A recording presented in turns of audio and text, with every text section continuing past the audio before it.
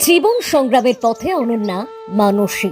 আন্তর্জাতিক নারী দিবসে এক সাহসী নারীর কাহিনী। নিজের সংসার সামলে সমাজের বাধা ভেঙে 7 বছর ধরে এক অনন্য দায়িত্ব কাঁধে তুলে নিয়েছেন মানসী মাইতি। আজ 8ই মার্চ আন্তর্জাতিক নারী দিবস। এই বিশেষ দিনে আমরা যখন নারী শক্তির কথা বলি, তখন বড় বড় সাফল্যের গল্পের পাশাপাশি উঠে আসে নীরব সংগ্রামের কাহিনীও। তেমনই এক অনুপ্রেরণার নাম মানসী মাইতি। বাড়ি পূর্ব মেদিনীপুর জেলার তমলুকে।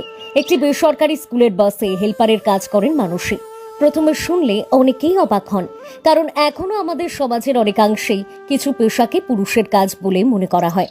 কিন্তু সেই পুরুষতান্ত্রিক মানসিকতাকে চ্যালেঞ্জ জানিয়ে গত 7 বছর ধরে নিরলসভাবে নিজের দায়িত্ব পালন করে চলেছেন তিনি। ভোরের আলো ফোটার আগেই শুরু হয় তাঁর দিন। সংসারের কাজ সামলে তিনি পৌঁছে যান স্কুল থেকে বাসে উঠে শুরু হয় সারা দিনের লড়াই। তারপর শুরু হয় আরেক দায়িত্ব, চলন্ত বাসে করে বাসের দরজার সামনে দাঁড়িয়ে জীবনের ঝুঁকি নিয়ে ছোট ছোট ছাত্রছাত্রীদেরকে নিরাপদে বাসে তোলা, স্কুলে পৌঁছে দেওয়া এবং ছুটির পরে আবার সবার বাড়ি পর্যন্ত পৌঁছে দেওয়া। মানসী মাইতি। হ্যাঁ, মানসী মাইতি। আচ্ছা, কোথায় বাড়ি আপনার? তমলুকে। কি করছেন আপনি? আমি স্কুলেরই কাজ করছি। আচ্ছা, কত বছর ধরে? প্রায় 7 বছর। বাড়িতে কে কে আছেন? আমি আমার ছেলে। আচ্ছা, তমলুকের কোথায় স্কুল এটা? এটা তমলুক জেলা পাবলিক স্কুল, বাদামতলা।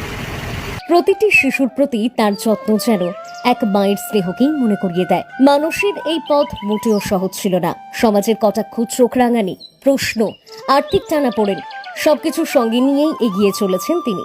কিন্তু থেমে যাননি, কারণ তার বিশ্বাস কাজের কোনো লিঙ্গ নেই, আছে কেবল দায়িত্ব ও নিষ্ঠা। আজ আন্তর্জাতিক নারী দিবসে মানসী মাইতির গল্প আমাদের নতুন করে ভাবায়, নারী মানেই শুধু ঘরের 4 দেওয়ালে আবদ্ধ নয়।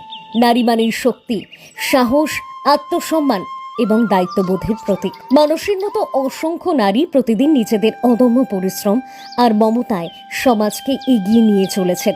তাদের প্রত্যেককে জানাই আন্তরিক কুর্নিশ। নারী দিবসে মানসী মাইতিকে স্যালিউট।